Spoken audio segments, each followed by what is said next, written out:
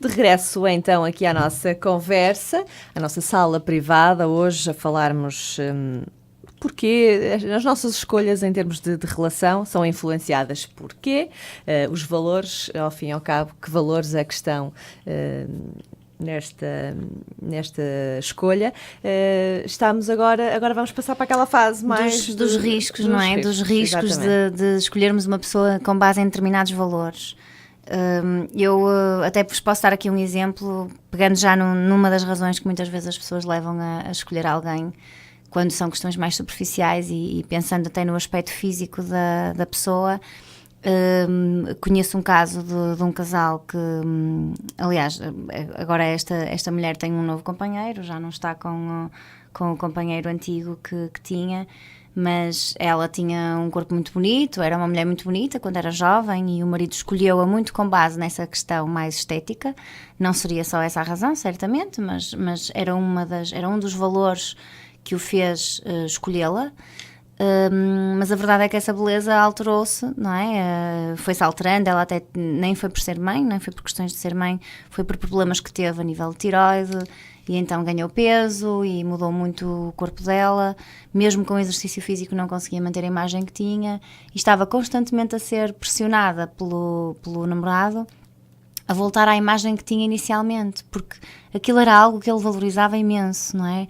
Teria sido certamente uma das razões pelas quais ele a escolheu, e ela não estava a conseguir corresponder ao que ele esperava dela, não é? Ao que ele queria dela, que era algo, na minha opinião, muito superficial, não é? É claro que é importante as pessoas... pode ser interessante as pessoas terem uma boa aparência, mas não é tudo mesmo, não é? Não deveria ter um valor tão grande na escolha de alguém. E a mulher acabou por desistir desta relação, porque percebeu que ele não a estava a aceitar como ela era, não é? Como ela era agora. Exatamente.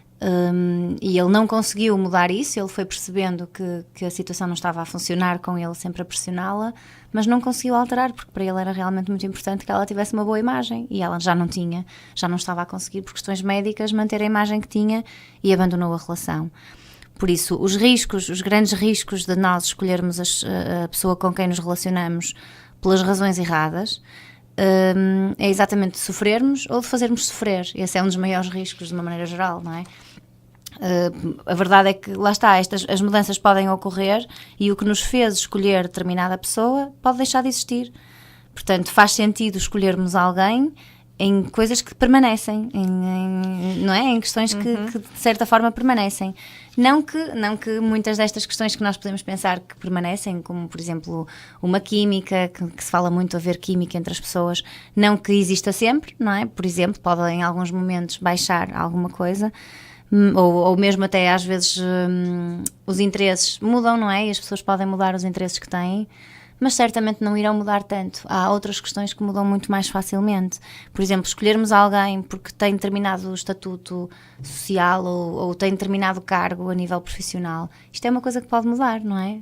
Exatamente. A pessoa pode ficar sem emprego, não é? Exatamente. Por exemplo, e então de repente, quer dizer, era uma pessoa que estava tão bem na vida e de repente perdeu tudo, não é? Isto são coisas que cada vez mais nós conhecemos imensas pessoas, não é? Sim. Conhecemos imensas pessoas à nossa volta que tinham tudo, que não lhes faltava nada, e de um dia para o outro praticamente veem o mundo delas a desmoronar-se, não é? E a decair completamente. Portanto, eu acho que é importante nós pensarmos: estamos a escolher alguém pelas razões certas?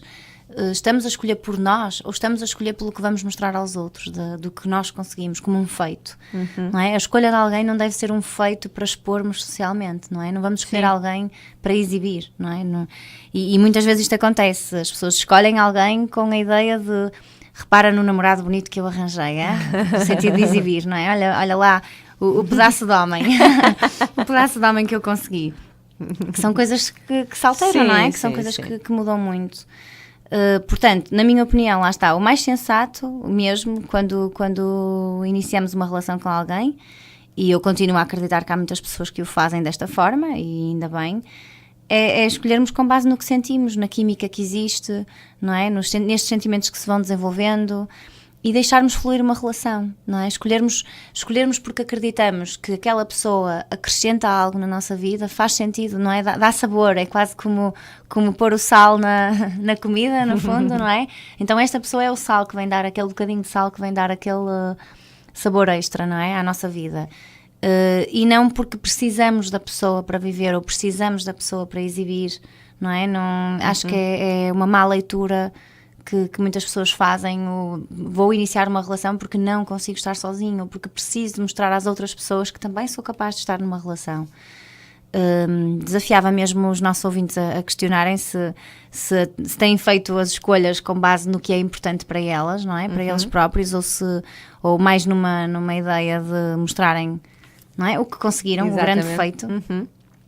E se calhar canalizarem as energias que têm e que muitas vezes gastam a procurar algo que se calhar até nem existe, não é? Sim, exatamente. Os tais príncipes, não é? Exatamente, os tais príncipes e princesas. Exato. Que já falamos, exatamente. E canalizarem se calhar as energias nesta busca incessante por algo que se calhar nem existe, noutras coisas da vida delas que consiga realmente acrescentar valor, seja a nível profissional, seja a nível familiar, o que quer que seja. O importante é que as pessoas consigam perceber se estão a acrescentar alguma coisa às suas próprias vidas. Acho que também outra coisa que eu acho que é importante também reforçar é esta questão de que podemos realmente estar a fazer sofrer a alguém quando escolhemos uma pessoa pelas razões erradas, não é? Não só sofremos nós porque podemos entretanto perder a pessoa ou perder o que nos fez escolhê-la, porque deixa de existir, mas fazermos sofrer alguém porque essa pessoa pode criar todo um sentimento, não é? Que quando deixa de existir alguma coisa, ou vamos imaginar, por exemplo, colocando aqui um exemplo para ser mais fácil de explicar o que estou a tentar dizer, uma mulher interessa-se por um homem porque ele tem determinado estatuto social ou porque ele tem determinado cargo numa empresa, e então percebe que vai ter estabilidade financeira. E este é o ponto número 1, é logo a primeira razão para ela se começar a sair com ele, porque, ok, até é uma pessoa que está bem na vida, então está bem, vou aceitar o convite dele para sair, por exemplo.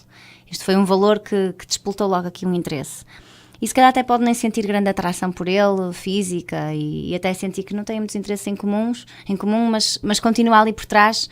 Não, mas calma, ele é uma pessoa que tem estabilidade, não é? E que me vai dar aqui segurança, e eu quando quiser fazer isto, ou viajar, ou não sei o quê, certamente vou ter aqui, poder fazer estas coisas e tudo mais, por exemplo. E as coisas até decorrem, mas entretanto dão-se conta que não têm objetivos em comum, e que ela até quer fazer determinadas coisas, até quer viajar, mas ele não concorda muito com isso. E ela até se vai conformando, ok, pronto, não vai dar para concretizar alguns dos meus objetivos, porque ele afinal não concorda com algumas das coisas que eu quero fazer na vida, mas vou-me manter com esta pessoa porque ele está bem na vida, tem estabilidade. E entretanto tudo desaparece, e estamos a falar numa relação que já existe há anos, e entretanto a empresa onde ele trabalhava vai à falência, ou o que quer que seja, não é? E a pessoa fica sem nada. E onde é que está então o sentimento, não é? Pois. Ou esta mulher, entretanto, desenvolveu um sentimento por este homem, ou se não desenvolveu, o que fazia ligar-se a ele deixou de existir, não é? E vai ela sofrer, não é? Porque se calhar andou há alguns anos a alimentar um sonho de algo que não aconteceu, e vai ele certamente sofrer porque pode ter nutrido algum sentimento forte por esta pessoa e de repente dá-se conta que ela estava com ele pelas razões erradas, não é? Acho que é completamente injusto que as pessoas se envolvam desta forma e sofram e façam sofrer. Outra situação que eu acho que é importante, e eu já tinha referido na primeira parte, a questão dos objetivos. Isto eu acho que é das coisas mais importantes a serem faladas. Eu acho que não tem que ser falado numa primeira saída de um casal, não é? Não é a primeira vez que vão tomar um café que ela deve dizer, olha, atenção, eu quero ser mãe e quero viajar e quero ter uma carreira e não sei o quê. Não acho que tenha que ser numa primeira saída, mas acho importante os casais falarem sobre este assunto à medida que a relação se vai tornando séria. Irem abordando, não é marcarem na agenda uma noite para falarem de todos os projetos de vida. Exato, mas estas temos coisas... aqui uns assuntos que temos que discutir. Certo.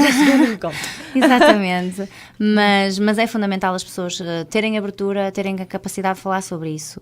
Porque acontece muitas vezes casais que estão juntos e que se amam e que têm muitos pontos em comum, muitos interesses em comum, e existe muita química e tudo isso. Mas em relação ao futuro têm opções diferentes. Exatamente, mas há pessoas que... filhos, outro não quer. Exatamente. Não. E muitas vezes as pessoas pensam, tá bem, tu até dizes que não queres filhos, mas também só disseste isso uma vez, se calhar foi à sorte. Exatamente. Se calhar, entretanto, até mudas de ideias, por exemplo, não é? E quando se chega mais tarde à ao momento de avançar, se uma das pessoas quer e a outra não, pode-se gerar aqui uma confusão. E são realmente vários os casos em que há. Eu já acompanhei por acaso um casal que avançaram a ter filhos porque houve muita pressão da parte dela em ser mãe, mas para ele já não era bem um objetivo, até porque vinha já de outra relação e já tinha tido um filho com outra companheira e já não estava com esse já não era um objetivo para ele nesta nova relação. Mas para a mulher ainda era, ela nunca tinha sido mãe. Exato. E queria passar por esta experiência.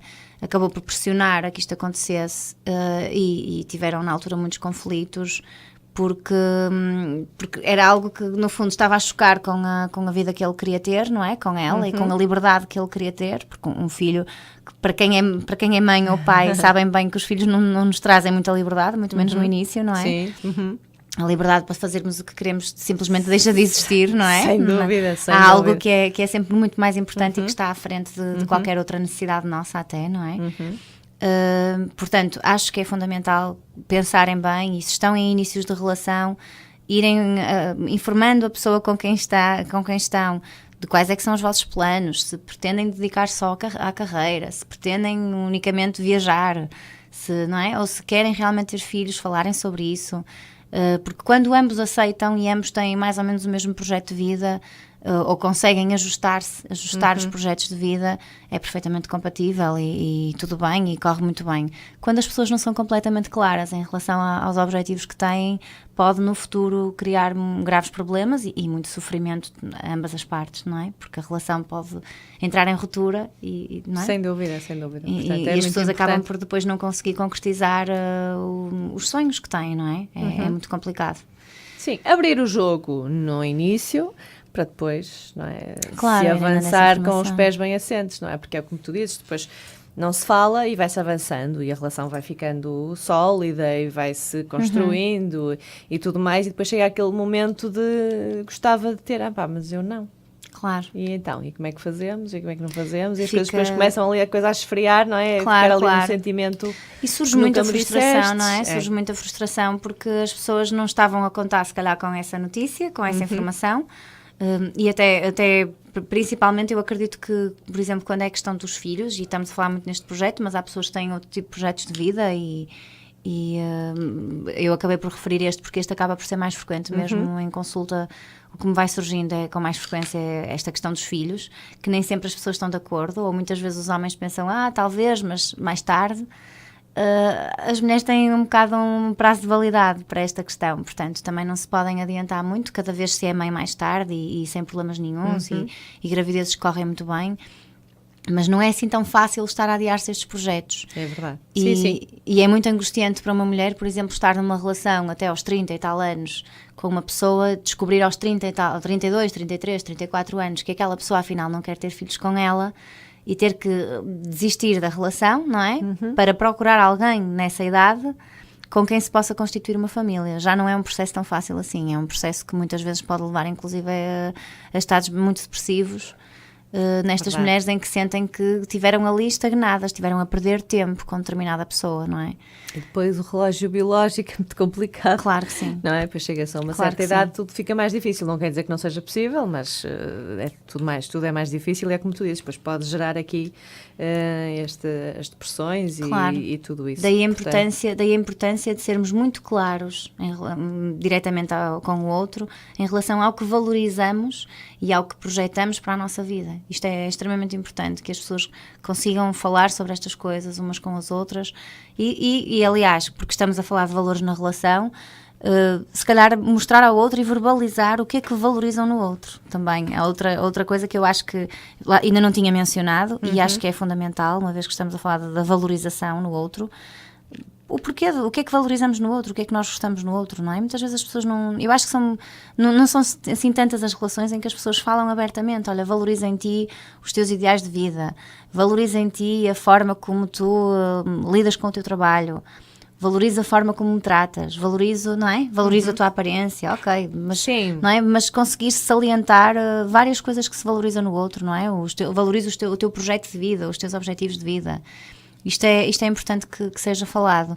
Eu, por acaso, tenho alguns casos também, mais em consulta individual, e são mais as mulheres a falar desta situação do que os homens, porque eu acho que as mulheres acabam por ter mais capacidade de se exprimirem emocionalmente. Temos, efetivamente, nem todas, mas numa grande maioria acho que nisto somos ligeiramente superiores aos homens na capacidade de expressar o que sentimos. As mulheres muitas vezes refletem que, ok, ele até é carinhoso comigo e eu sei que ele gosta de mim, mas também na verdade não me sinto assim tão valorizada, não sei muito bem o que é que ele gosta em mim, não é? Não sei muito bem o que é que ele me valoriza. Exato, ele não fala, não diz, não é? Claro, ele não fala, ele não diz nada, para ele está sempre tudo bem, e não é? Por isso não sei muito bem o que é que ele valoriza em mim. E é isto que muitas vezes faz com que as mulheres se questionem a sua própria autoestima, ou se comparem com as outras mulheres, na dúvida de se serão suficientes para o companheiro, porque não sabem o que é que eles valorizam nelas, não é? Exatamente. Portanto, aos homens que nos estão a ouvir e que estão em relações, valorizem as vossas mulheres, verbalizem-no, expliquem às vossas mulheres o que é que vocês valorizam nelas. Não estou a dizer sentem-se no sofá agora e digam-lhes, olha, valorizo isto, não precisam de fazer uma lista. Mas à medida que as coisas forem decorrendo na vossa vida, no vosso dia-a-dia, verbalizem. Olha, gosto deste prato que fizeste agora ao jantar. Por exemplo, não é? Gosto muito da maneira como tu cozinhas muito bem. Ou gosto da maneira como dobras a minha roupa, se for o caso. Eu gosto não é? Eu gosto da maneira como tu tratas dos filhos, não é? E estou a pegar aqui em coisas básicas, mas gosto da tua atitude, lá está, em relação ao trabalho, gosto da forma como tratas de mim, como me dás carinho. Valorizem todas essas coisas, porque eu acho que a valorização é algo muito importante nas relações. Sem dúvida. Está na altura de mais uma pausa, voltamos já para a última parte da Sala Privada de hoje.